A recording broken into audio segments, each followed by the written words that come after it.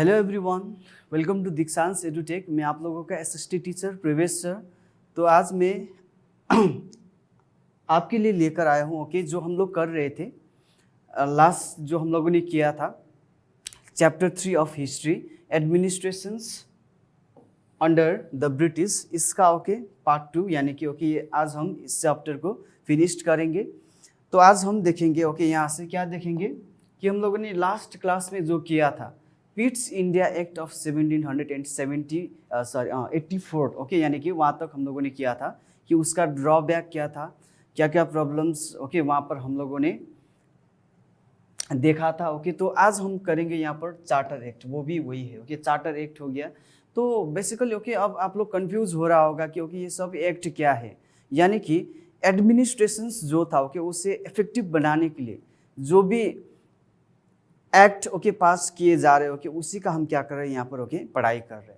तो charter act यहाँ पर देखिए, ये जो भी एक्ट है ये सब कहाँ से पास होकर आते थे? ब्रिटेन से पास होकर आते थे। Now charter act refers to a series of legislations passed by the British parliament between 1773 and 1853, यानी कि 1773 से लेकर 1853 तक ब्रिटिश पार्लियामेंट के थ्रू जो भी एक्ट पास होकर आ रहे थे हमारे इंडिया में एडमिनिस्ट्रेशंस को क्या करने के लिए, इफेक्टिव करने के लिए, तो उसी एक्ट को हम क्या कहते, चार्टर एक्ट कहते। उसके अंदर हम लोगों ने देखा रेगुलेटिंग एक्ट देखा, उसके अंदर हम लोगों ने देखा पिट्स इंडिया एक्ट देखा। अब यहाँ पर हम स्टार्ट करेंगे बहुत सारा एक्ट कितने कितने साल में क्या क्या एक्ट यानी कि प्रोविजंस पास होकर आए थे हमारे इंडिया में। तो फर्स्ट यहाँ पर ये हम फर्स्ट तो नहीं कह सकते, अगर ऑलरेडी हम लोग 2 एक्ट तो कर चुके। तो ये 1793 का जो चार्टर एक्ट है तो वो क्या है देखिए। तो उस एक्ट के थ्रू ये घोषित हो गया कि एक्ट कंटिन्यूड द कंपनी का जो रूल है इंडिया में जितना भी ब्रिटिश का टेरिटोरी से इंडिया में, वहाँ पर कंपनी का रूल रहेगा 20 साल तक रहेगा। ये एक्ट यानी कि कानून बनकर आ गए। नंबर 1 एकदम से आप लोगों को ध्यान से सुनना है। 1793 का जो चार्टर एक्ट है उसने ये बोला कि जो English east India company on the behalf of British government हमारी इंडिया में रूल कर रहा था, तो वो जो रूल होगा अगले 20 साल तक रहेगा कंटिन्यू। और दूसरा चीज़ कंपनीज का जो डिविडेंड्स है यानी वो जो है अब वो allowed to be raised to 10%, यानी कि कंपनी का जो भी यानी कि जो भी शेयर होगा उसे क्या किया जाएगा, बढ़ा दिया जाएगा कितना 10% से। एंड गवर्नर जनरल जो है उसे बहुत ज़्यादा क्या दे दिया गया, पावर दे दिया गया। And he could override his councils decisions under certain circumstances, यानी कि पहले हम लोगों ने क्या किया था अगर आप लोगों ने लास्ट वीडियो नहीं देखा है तो वहाँ पर हम देख सकते कि काउंसिल्स एंड गवर्नर जनरल का बीच बहुत सारा मिसअंडरस्टैंडिंग होता था पावर के कारण से। लेकिन अब क्लियर कट बोल दिया गया कि जो पावर होगा वो सब किसके पास रहेंगे, गवर्नर जनरल, यानी कि अब फुल पावर किसके पास रहेगा, गवर्नर जनरल के पास ही रहेंगे जो भी डिसीजंस लेना है। तो he was also given authority over the governors of Madras and Bombay, यानी कि मद्रास एंड बम्बई का जो गवर्नर्स वो गवर्नर्स को भी अब किसको सुनना पड़ेगा, किसका सुनना पड़ेगा, गवर्नर जनरल का।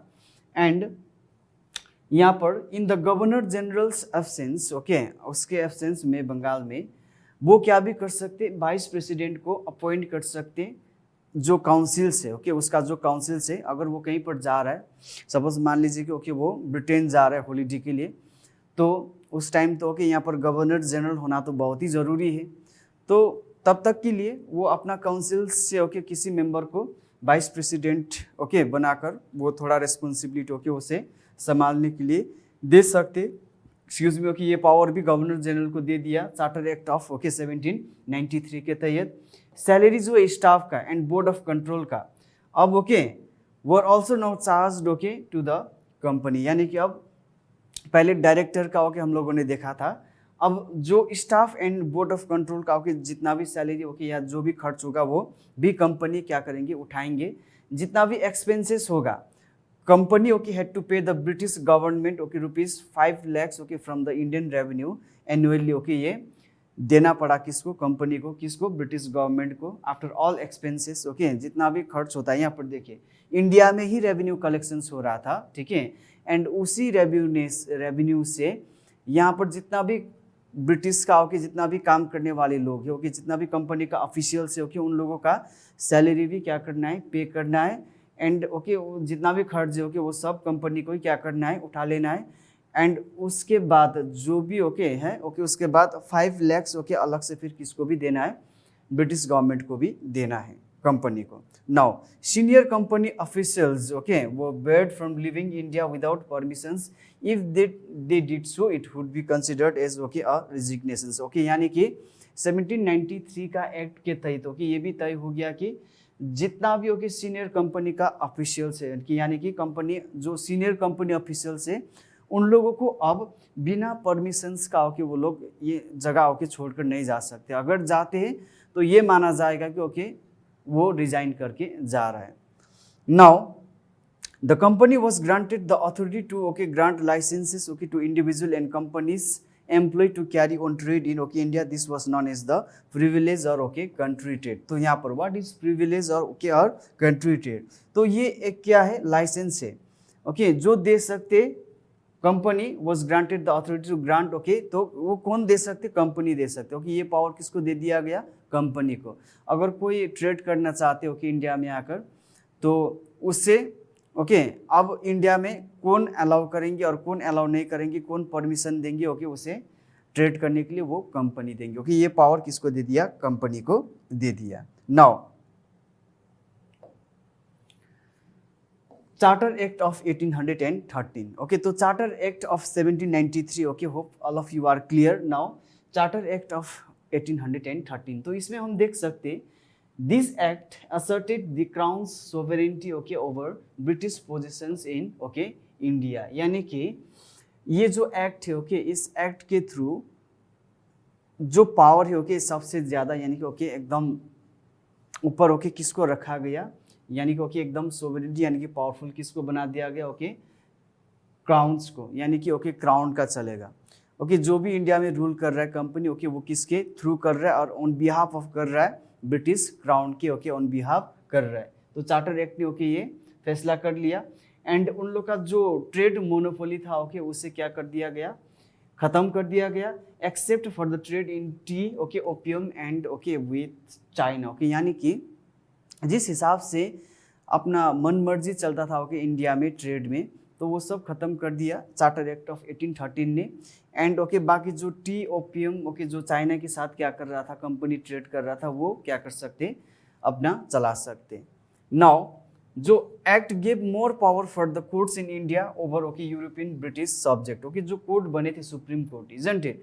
तो अब सुप्रीम कोर्ट को क्या दे दिया गया ओके, पावर दे दिया गया कि जो भी केसेस होगा ब्रिटिश का केसेस ओके वो अब कहाँ पर उसे किए जा सकते, सॉल्व किए जा सकते ओके, इंडिया की जो कोर्ट में ही ओके उसे सुनवाई यानी कि सॉल्व किए जा सकते ओके। ये पावर दे दिया गया किसको, कोर्ट को, किसके through, charter act of 1813। Now another important features okay इस एक्ट का हम क्या देख सकते हैं कि to grant permission to the missionaries to come okay to India, missionaries were successful in getting the appointment of a bishop for British India with his headquarter at Calcutta okay in the provisions of the act okay। ये सबसे important okay, पहले बहुत ही कम British missionary यानी कि Christian religions का जो भी okay preachers है ओके वो लोग इंडिया में आकर अपना रिलीजन्स को क्या करना चाहते थे, स्प्रेड करना चाहते थे। पहले उतना आसान नहीं होता था, लेकिन अब ये एक्ट ने क्या कर दिया ओके, अलाउ कर दिया कि अब ब्रिटिश का मिशनरीज इंडिया में आ सकते हैं और अपना रिलीजन्स क्या कर सकते हैं, प्रीच कर सकते हैं। Company was also to take up a greater role in the education okay, तो ये भी सबसे इम्पोर्टेंट है okay. 1 lakh rupees charter act of 1813 ने ये भी घोषित किया कि अब कंपनी क्या करेंगे, 1 लाख इन्वेस्ट करेंगे इंडिया में ओके एजुकेशन के लिए ओके। ये भी चार्टर एक्ट ऑफ 1813 ने ओके बोल दिया। नाउ चार्टर एक्ट ऑफ 1833, तो इसमें ओके हम क्या देख सकते हैं कि जो गवर्नर जनरल ऑफ बंगाल है okay was redesignated okay as the governor general of India. अब जो गवर्नर जनरल पहले okay governor general of Bengal था वो, अब वो क्या होगा, गवर्नर जनरल ऑफ इंडिया होगा। सिर्फ वो बंगाल का ही ओके गवर्नर जनरल नहीं, अब वो किसका, इंडिया का भी ओके गवर्नर जनरल ओके बना दिया गया। यानी कि ये जो डेजिग्नेशंस था ओके, पहले वो बंगाल का गवर्नर जनरल था, अब वो गवर्नर जनरल ऑफ इंडिया कहलाएगा। एंड वो जो गवर्नर जनरल ऑफ इंडिया था ओके, वो कौन था, lord William Bentinck. Governor general, first governor general of Bengal कौन था, वॉरेन हेस्टिंग था। First governor general of India okay कौन है, लॉर्ड विलियम बेंटिंक। ओके, ये आप लोगों को याद रखना है। So the countries administration was okay unified under okay one control, किसके through, the charter act of 1883। यानी कि जो भी एडमिनिस्ट्रेशन होगा अब ओके एक के कंट्रोल में होगा। पहले ओके इधर ओके ब्रिटिश गवर्नमेंट का भी देखा था हम लोगों ने, इधर बंगाल का नवाब ओके, उसके बाद कंपनी ओके, अब ये नहीं होगा ओके, एक यूनिट के ओके कंट्रोल में रहेंगे एडमिनिस्ट्रेशन, तभी ओके सुधरने का चांसेस रहता था। तो governor of Mumbai and Madras था ओके, अब उन लोगों का लेजिस्लेटिव पावर क्या हो गया, खत्म हो गया। क्योंकि जो लेजिस्लेटिव पावर का मतलब है ओके लॉ मेकिंग फंक्शन, यानी कि ओके जो कानून बनाने का जो पावर होते उसे हम क्या कहते हैं, लेजिस्लेटिव पावर कहते हैं। ये जो पावर था पहले मद्रास एंड मुंबई के गवर्नर को दिया गया था, लेकिन अब चार्टर एक्ट ऑफ 1833 ने ओके ये पावर क्या कर दिया, ओके खत्म कर दिया। नाउ गवर्नर जनरल का ही ओके लेजिस्लेटिव पावर रहेंगे पूरा ओके हमारे पूरा ब्रिटिश का ओके एंटायर इंडिया में, यानी कि एंटायर ब्रिटिश इंडिया में अब ये जो कानून बनाने का जो पावर है ओके वो सिर्फ और सिर्फ किसके पास रहेगा, गवर्नर जनरल ऑफ इंडिया के पास ही रहेगा। Now governor general okay in council had the authority to amend okay, repeal और alter okay any law pertaining to all people and places in the British Indian territories whether British foreign okay और Indian natives। यानी कि okay जो भी कानून बनाने का okay, यदि कानून को सुधारना है या तो कानून को ओके वहाँ से ओके हटाना है, या तो ओके किसी तरह का जो भी ओके नए कानून का ओके बनाना है, तो ये जो भी ओके वो सब अब कौन करेंगे, गवर्नर जनरल क्या करेंगे, डिसाइड करेंगे। एंड ये जो सिविल एंड मिलिट्री अफेयर्स है कंपनी का, वो भी ओके गवर्नर जनरल ही क्या करेंगे, कंट्रोल करेंगे। ओके ये चार्टर एक्ट ऑफ 1833 के तहत ओके ये क्या कर दिया गया, ओके घोषित कर दिया गया। एंड जो ये गवर्नर जनरल है ओके, गवर्नर जनरल का जो काउंसिल है उसका क्या रहेंगे, अब फिर से 4 मेंबर रहेंगे। एंड जो ये 4th member okay had okay limited okay powers only okay, लेकिन यहाँ पर जो मेंबर्स होंगे अब उन लोग का जो पावर होगा वो गवर्नर जनरल के साथ ओके क्या नहीं हो सकता है, ओके मैच नहीं हो सकता है, क्योंकि गवर्नर जनरल को ओके सब पावर क्या कर दिया गया, ओके दे दिया गया। क्योंकि अगर ओके पावर को डिवाइड करेंगे फिर से वहाँ पर मिसअंडरस्टैंडिंग क्या हो जाएगा, क्रिएट हो जाएगा। इसीलिए वहाँ पर डिपार्टमेंट तो बना दिया गया था, लेकिन हेड में यानी कि सबसे पावरफुल ओके जो डेजिग्नेशन से ओके वो किसको दिया गया था, गवर्नर जनरल ऑफ इंडिया को दिया गया था। ठीक है, now for the first time governor generals okay government was called government of India okay, and the council was called the India council okay. तो यहाँ पर चार्टर एक्ट ऑफ 1833 ने ओके ये क्या कर दिया कि फॉर द फर्स्ट टाइम बोल दिया कि okay for the first time government of India okay, and दूसरा चीज़ ओके काउंसिल ऑफ इंडिया, यानी कि इंडिया काउंसिल ओके। इस तरह से जो काउंसिल है ओके उसे क्या कहेंगे, इंडिया काउंसिल कहेंगे।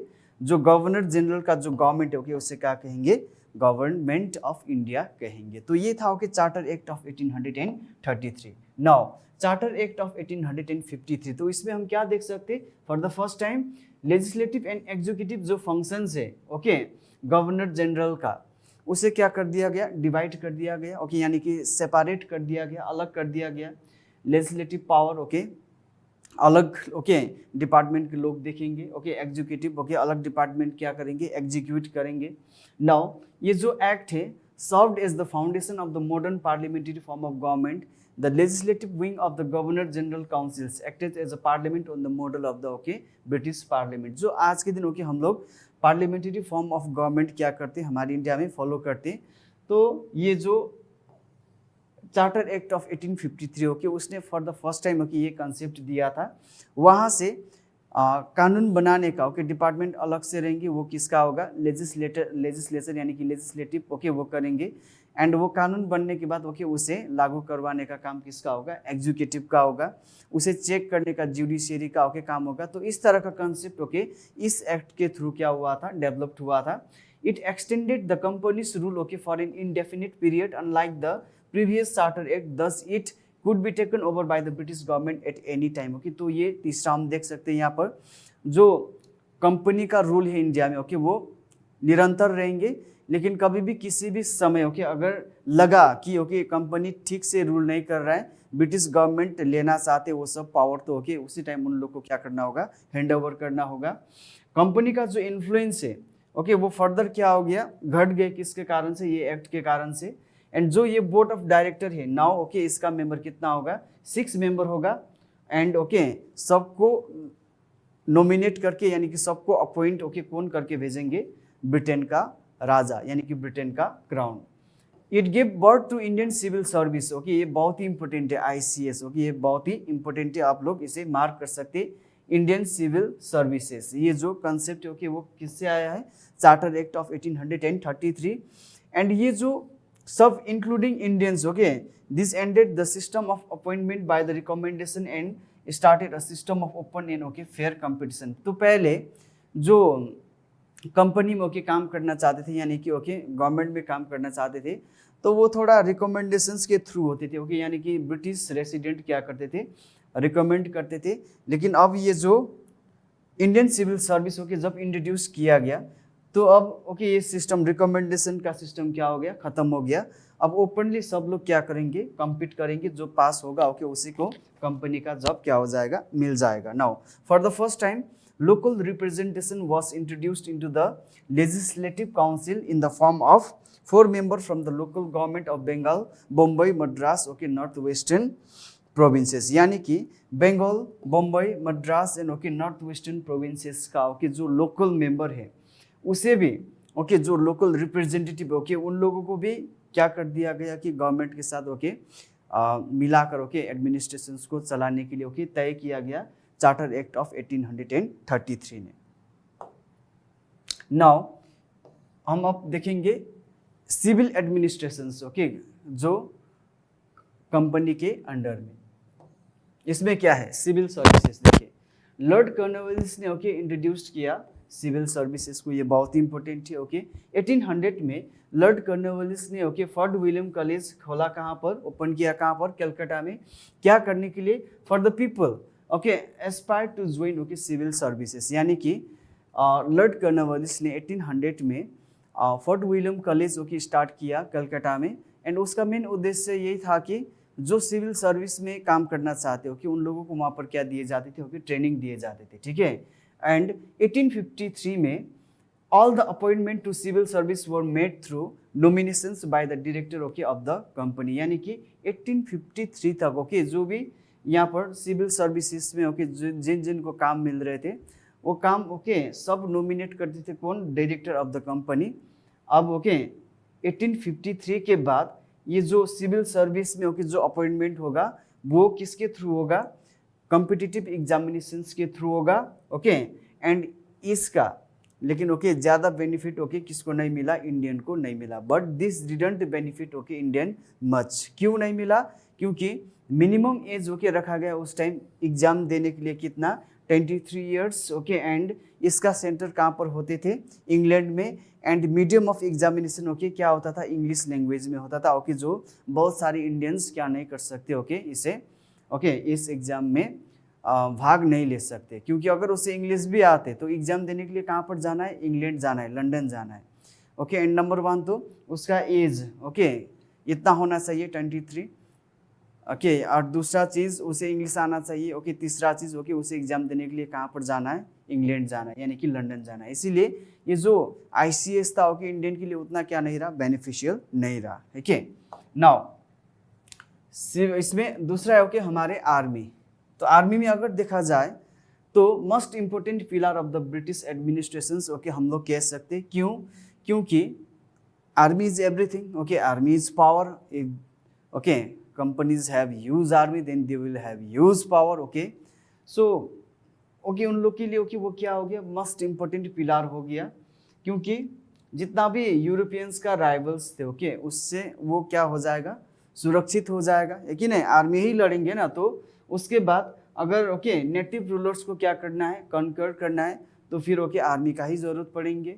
अगर इंडिया में कहीं पर ओके ब्रिटिश के खिलाफ रिवोल्ट हो रहा है तो उसे क्रश करने के लिए, उसे सप्रेस करने के लिए भी ओके किसका जरूरत पड़ेगा, आर्मी का ही पड़ेगा। ओके अगर देखा जाए कि बहुत सारे इंडियंस ने भी ओके ब्रिटिश आर्मी में क्या किया था, भरना हुआ था। ओके लेकिन जो आर्मी है मोस्टली फ्रॉम इंडियंस, ओके उन लोग को क्या कहे जाते, ओके उसे क्या कहकर बुलाए जाते थे, सिपाही और सिपाही, क्योंकि सिपाही और सिपाही के ऊपर का ओके जो भी पोस्ट है ओके वो इंडियंस को नहीं दिए जाते थे। ओके ये बहुत ही ओके ड्रॉबैक है आर्मी एडमिनिस्ट्रेशंस का। अगर बात करें about 2 lakh armies okay from Uttar Pradesh, Jharkhand and Bihar had been recruited. Okay more than 2 lakh okay, यानी कि बहुत सारे इंडियंस ब्रिटिश के आर्मी में क्या हुआ था, भरना हुआ था। और उन लोग को पेड किए जाते थे रेगुलर सैलरीज। ओके एंड उन लोगों को भी लेटेस्ट वेपन्स यानी कि यूरोपियन स्टाइल्स में ओके उन लोग को भी ट्रेंड किए जाते थे। लेकिन इंडियंस को कभी भी ओके हायर पोस्ट नहीं दिए जाते थे। हार्डली ओके 1-2 पोस्ट, अगर हम लोग यहाँ पर देखते हैं हार्डली ओके 1-2 ही लोग ओके सूबेदार के रैंक तक पहुँच जाते थे, उसके ऊपर तो नहीं पहुँचते थे। एंड ओके वो सूबेदार एंड ब्रिटिश का सूबेदार में ओके बहुत ज़्यादा क्या होता था, डिफरेंसेस होता था। अगर सैलरी का बात करें, सैलरी भी ओके ब्रिटिश सूबेदार को ज़्यादा मिलते थे, ओके इंडियन सूबेदार को कम। जो भी अलाउंसेस है ओके वो सब ज़्यादा किसको मिलते थे, ब्रिटिश सूबेदार को मिलते थे। तो आउट ऑफ 3,11,400 सोल्जर्स में हमारी इंडिया का सोल्जर था 2,65,000 ओके 900, यानी कि ओके वो जो ब्रिटिश हमारे इंडिया में रूल कर रहा था आर्मी के पावर के ओके बलबूते में, तो हमारे इंडियंस ही ओके के बलबूते में ओके वो लोग हमारी इंडिया में क्या कर रहे थे, रूल कर रहे थे।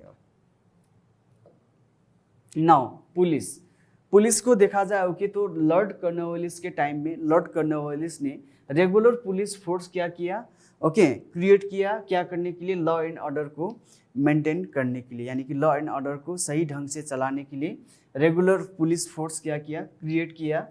1791 में सुपरिटेंडेंट ऑफ पुलिस यानी कि ओके एसपी को अपॉइंट किया गया, कहाँ पर, कोलकाता में for the first time. Okay and other towns में कोटवाल्स, यानी कि कोलकाता में पुलिस का ओके जो रिक्रूट किया गया 1791 में उसे हम क्या कहते हैं, एसपी कहते हैं, ओके सुपरिटेंडेंट ऑफ पुलिस। लेकिन अदर टाउन्स में भी ओके क्या किया गया, पुलिस को अपॉइंटमेंट किया गया, ओके उसे हम क्या कहते हैं, कोटवाल कहते हैं। एंड डिस्ट्रिक्ट के लिए okay district superintendent of police DSP हो गया। उसी तरह से ओके डिस्ट्रिक्ट को क्या कर दिया गया, डिवाइड कर दिया गया किसमें, थानास में। एंड हर एक थाना में ओके हर एक थाना में सुपरवाइजन के लिए ओके दरोगा यानी कि एसआई को क्या कर दिया गया, ओके नियुक्त कर दिया गया। ये पुलिस सिस्टम था। एंड इंडियंस को ओके यहाँ पर भी हम क्या देख सकते हैं, बहुत सारा इंडियंस ने पुलिस फोर्स में भी क्या किया था, ज्वाइन किया था। लेकिन पुलिस फोर्स में भी ओके जितना भी हायर पोस्ट है ओके वो इंडियंस को नहीं दिए जाते थे, वो सिर्फ और सिर्फ ओके ब्रिटिश को ही दिए जाते थे। नाउ नेक्स्ट इज जुडिशियरी, यानी कि यहाँ पर हम लोग कोर्ट के बात कर रहे हैं, okay supreme court, high court, ये जो ओके होते उसे हम क्या कहते हैं, जुडिशियरी कहते। तो अगर जुडिशियरी की बात करें, यहाँ पर दिख रहे ओके जहाँ पर न्याय दिए जाते हैं, ओके आप लोग ये जानते हैं okay what is judiciary. Judiciary means okay where the cases are okay read, where the cases are solved, okay where the justice okay are given okay through a trial or through a okay cases या तो okay through law okay कानून के through, तो उसी को हम क्या कहते हैं, जुडिशियरी कहते हैं। तो इन द बिगिनिंग अगर देखा जाए तो जुडिशियल सिस्टम ओके वो किसके आधार पे किए जाते थे, यानी कि जो न्याय है, जो जस्टिस है ओके वो किसके थ्रू दिए जाते थे, on the basis of religious practices and custom, यानी कि ओके जो धार्मिक ओके प्रैक्टिसेस एंड जो हमारे सिस्टम है ओके उसके हिसाब से कैसा ओके उसे सजाई मिलना चाहिए, ओके उसके हिसाब से उसे कैसा पनिशमेंट मिलना चाहिए, तो उसके हिसाब से दिए जाते थे क्या, जस्टिस दिए जाते थे। लेकिन बाद में रेगुलेटिंग एक्ट ऑफ 1774 में ओके हम लोगों ने देखा था कि सुप्रीम कोर्ट जब बन गए तो उसके बाद इंग्लिश लॉ के हिसाब से यानी कि ओके ब्रिटिश लॉ के हिसाब से क्या दिए जाने लगे, जस्टिस दिए जाने लगे। ठीक है। नाउ उसके बाद 1781 में जो एक्ट बना, कानून बना ओके उसने ये जो प्रैक्टिस है ओके इसे क्या किया, अमेंड किया। और उसके बाद ये जो ब्रिटिश लॉ है, पहले देखिए यहाँ पर जो सुप्रीम कोर्ट बने थे 1774 में, तो ये सुप्रीम कोर्ट के थ्रू ब्रिटिश लॉ इंडियंस के ऊपर भी क्या कर रहे थे, इम्पोज कर रहे थे, यानी कि इंडियंस का जो न्याय है ओके वो भी ब्रिटिश कानून के हिसाब से दिए जा रहे थे, लेकिन इसे ओके 1781 में क्या किया, चेंज किया। अमेंड का मतलब चेंज करना, चेंज किया। उसके बाद बोला गया कि ये जो ब्रिटिश लॉ है वो सिर्फ और सिर्फ ओके ब्रिटिश के लिए ही क्या किया जाएगा, ओके यूज़ किया जाएगा। यानी कि ओके ब्रिटिश को अगर जस्टिस करना है तो ब्रिटिश लॉ के हिसाब से क्या दिया जाएगा, जस्टिस दिया जाएगा। अगर इंडियंस को क्या देना है, जस्टिस देना है, तो ओके इंडियन लॉ के हिसाब से क्या दिया जाएगा, जस्टिस दिया जाएगा। नाउ 1793 में लॉर्ड कॉर्नवालिस, यहाँ पर देख रहे हैं आप लोगों को, ओके लॉर्ड कॉर्नवालिस ने जुडिशियल सिस्टम को ओके ऑर्गेनाइज्ड किया गया किस मॉडल में, ब्रिटिश मॉडल में। यानी कि 1793 में जब ओके हमारी इंडिया का गवर्नर जनरल लॉर्ड कॉर्नवालिस बना, तो you have okay already studied that कि जो पावर है ओके वो सब किसको दिया गया था, गवर्नर जनरल को दिया गया था। तो लॉर्ड कॉर्नवालिस ने क्या किया कि ये जो हमारी जुडिशियल सिस्टम है ओके वो टोटली किसके मॉडल में होना चाहिए, ब्रिटिश के मॉडल में होना चाहिए। उसके साथ साथ ओके जो चीफ जस्टिस होगा ओके उसे मदद करने के लिए लॉर्ड कॉर्नवालिस ने ओके ब्राह्मण को भी क्या किया, Brahmin as a qazi and mufti appoint किया। क्योंकि जो जज यानी क्योंकि जो भी chief justice okay of the court, supreme court बन के आ रहे थे वहाँ से आते थे हायर पोस्ट में। तो okay we have already studied okay in this chapter कि कोई भी हायर पोस्ट किसको नहीं दिया जाएगा, इंडियंस को नहीं दिया जाएगा। अब इंडिया में रहकर क्या करना है, जस्टिस देना है। तो इंग्लैंड से आ रहा है तो इंडिया के बारे में कुछ भी नहीं जानते है कि नहीं, तो उसे बताने के लिए नंबर 1 तो इंडिया का भाषा भी नहीं जानेंगे, हिंदी भाषा ओके वो लोग नहीं जानते थे। और दूसरा ओके इंडिया का बहुत सारा रिलीजियस कस्टम्स ओके प्रैक्टिसेस भी वो लोग नहीं जानते थे। तो उसे मदद करने के लिए लॉर्ड कॉर्नवालिस ने ओके बहुत सारे जो लर्नड यानी कि जो ब्रिलियंट ओके जो एजुकेटेड ब्राह्मण्स था ओके उन लोगों को भी क्या किया था, अपॉइंट किया गया था क्या करने में, जजेस को ओके मदद करने के लिए। उसके बाद लॉर्ड विलियम बेंटिंक ने ओके यहाँ पर जो देख रहे हैं आप लोगों को ये लॉर्ड विलियम बेंटिंक के, ये हो गया हमारा लॉर्ड कॉर्नवालिस हो गया। ये सब हमारे governor general of India okay, क्योंकि बहुत सारे गवर्नर जनरल ओके हमारी इंडिया में बनकर आए थे और उसके बाद ओके हमारी इंडिया में उन लोगों ने रूल किया था ओके, हम देख सकते हैं। तो लॉर्ड विलियम बेंटिंक ने ओके अपॉइंट किया कमीशंस कब 1833 में। तो इसके तहत ओके उसने क्या किया, Indian penal code, code of civil procedure okay को क्या किया, कंपाइल्ड करके ओके उसे क्या कर दिया गया, सिविल प्रोसीजर के लिए ओके उसने क्या कर दिया ओके सॉरी यहाँ पर code of civil procedure okay and Indian penal code को ओके कंपाइल्ड करके ओके एक अलग तरीके के ओके सिस्टम उन्होंने क्या किया था, क्रिएट किया था 1833 में। उसके बाद हाई कोर्ट ओके स्टैब्लिश्ड किया गया, फर्स्ट कहाँ पर, कलकत्ता में 1862 में ओके। और उसके बाद मद्रास में भी ओके एंड मुंबई में भी, यानी कि कलकत्ता, मद्रास एंड मुंबई में for the first time okay high court भी सेटअप किया गया। किसके टाइम में, लॉर्ड विलियम बेंटिंक के टाइम में, ठीक है। तो सुप्रीम कोर्ट बने थे कहाँ पर, कलकत्ता में। कब बने थे, 1774 के एक्ट के थ्रू ओके। और उसके बाद सिविल कोर्ट का ओके अगर हम लोग बात करते तो एवरी डिस्ट्रिक्ट में वहाँ पर डिस्ट्रिक्ट जज को क्या किया गया था, नियुक्त किया गया था। एंड जो 4 प्रोविजनल कोर्ट है in 4 divisions in Bengal okay, Bengal का जो वहाँ पर ओके बंगाल को जिस हिसाब से डिवाइड किया गया था एंड उस हिसाब से ओके वहाँ पर प्रोविजनल कोर्ट्स को भी क्या किया गया था ओके, बनाए गए थे क्या करने के लिए, अपील्स क्या करने के लिए, सुनवाई करने के लिए, यानी कि okay from the district court. Now ये देखिए 4 provisional courts in 4 divisions in Bengal heard the appeals from the okay district court, यानी कि जो डिस्ट्रिक्ट कोर्ट का ओके जो भी ओके अपील्स होगा, अगर ओके कोई केसेस क्या नहीं हो रहा है, सॉल्व नहीं हो रहा है, तो उसे सुनने के लिए वहाँ पर प्रोविजनल कोर्ट्स को भी क्या किया गया था, बनाए गए थे अलग अलग जगह में। And Sardar Diwani Adalat okay, ये highest civil court okay for the appeal, यानी कि अगर कोई सिविल केसेस है उसके लिए ओके सिविल कोर्ट रहेगा वहाँ पर। And civil highest civil court okay उस टाइम कौन सा रहेगा okay, Sadar Diwani Adalat. And number of okay petty courts भी ओके वहाँ पर बना दिया गया था okay, munsif and okay amin उसे क्या करते थे ओके देखते थे, यानी कि हर एक सेक्टर में हर एक ओके जगह में जस्टिस के लिए okay British east India company यानी कि ब्रिटिश एडमिनिस्ट्रेशन ने न्याय देने का कोशिश किया okay through different department, through different okay judicials body.